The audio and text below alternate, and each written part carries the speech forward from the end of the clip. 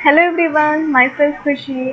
I am a law student in IME Law College and I am here as a legal intern in very popular law firm Lexis and Company. So guys, from this video, we will understand that what is the concept of contract. As all of you know, as a law student, the Indian Contract Act is a very important subject for the law student. It is just an introduction of Indian Contract Act. In this video, we will discuss that when this act was evolved, what is the scope, what is the purpose, what is the essentials, what is the steps to make a valid contract. In this video, we will discuss this all. So let's begin with the evolution of the Indian Contract Act. This act was enacted first from the 21st April 1872. This act has been modeled on the basis of English common law. It endows the rights, duties, and obligations of the contracting parties to help them successfully conclude the business from the everyday life transaction of to evidencing the business of multinational companies. Indian Contract Act confides the way we enter into a contract, executive of a contract, and implementation of the provisions of a contract and effects of the breach. If anyone breach, there are also penalties on them.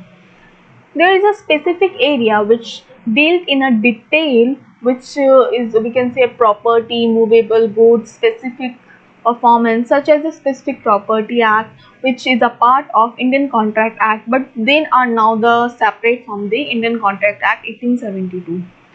Now we will discuss that what is the scope of the Indian Contract Act. The scope of contract defines the all aspects of the document. Contract have a different forms and the amount evolved range from shell to large amounts. The material found in a contract also depending on the purpose. There is many aspects of commercial law. Sometimes it is very difficult to define all the area. Typically the commercial law practice involve human research as it relates to, but it is a not limit to a contract. Soul of good, taxation, insurance, rental, they all are including into the contract. There is also some expertise of contract like a membership for a club, domestic and marriage contract, unformed contract, fully executive contract. Now we will discuss that what is the purpose of this act. The fulfillment of exceptions created by the respective promise of parties and the enforcement of contractual rights and obligations. This is the purpose of the act. Because of this reason, this act was evolved. Now, the objective of this act, it is to ensure the right of and obligation arising out of a contract and honor the legal remedies are made available to an aggrieved party against the party failing to honor his part of the contract. Means there is also a remedy available for the aggrieved party. The Indian Contract Act makes it obligatory that this is done and compels trees to honor their commitments. This Section 2H of Indian Contract Act clearly defines the contract. According to the Section 2H, an agreement which is enforceable by the law of court, it is called a contract. There is also some steps to make a valid contract. I'll show you picture which helps to you understand that what is these steps including for the valid contract. So in this picture you can see that which steps we have to take for a valid contract. First is the offer which is made by first party and acceptance which is accepted by second party. After the offer and acceptance, there is a third step is the competence of the both parties. Is competence of a party. Next is the consideration and After that, the free consent of the both parties and must not be declared void. This is the important steps. Again repeat: offer, acceptance, competence of party. Free consent and must not be void is equal to the valid contract.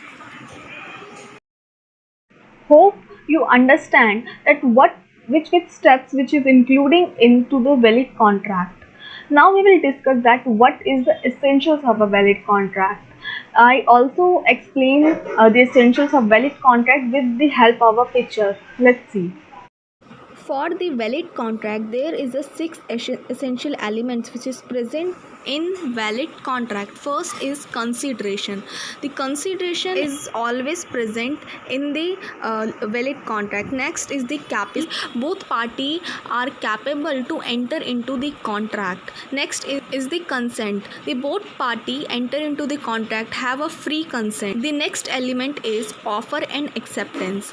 Means they one party offer the agreement and second party is accept the offer. Next is the intention of the both party. They both party have an intention to enter into the contract. Next is legal, that they are the legal and enforceable by the court.